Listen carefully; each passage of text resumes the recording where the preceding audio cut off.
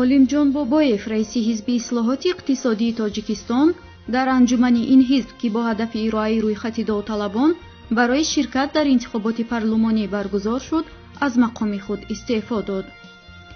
олимҷон бобоев гуфт, ки аз сиёсат канорагирӣ мекунад ва дар интихоботи парлумонии соли оянда низ ширкат намекунад, то роҳ барои ширкати насли ҷавон фароҳам шавад.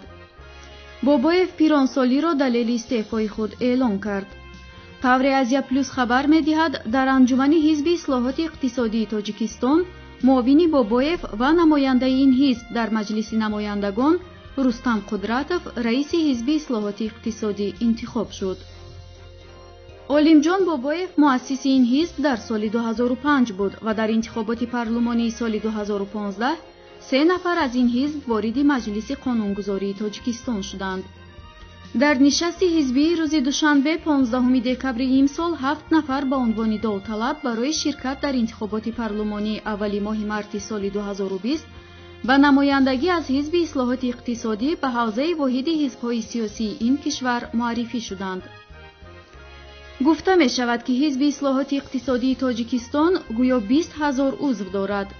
ин дар ҳолест, ки доираҳои сиёсии ин ҳизбро ҳизби кисагӣ медонанд.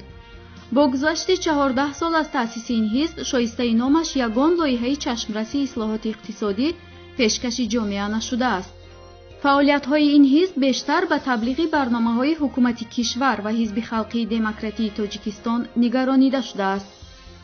ҳатто дар интихоботи президентии соли 2013 бо вуҷуди доштани номзади худ, ин ҳизб аз номзадии эмомалӣ раҳмон ҷонибдорӣ карда буд.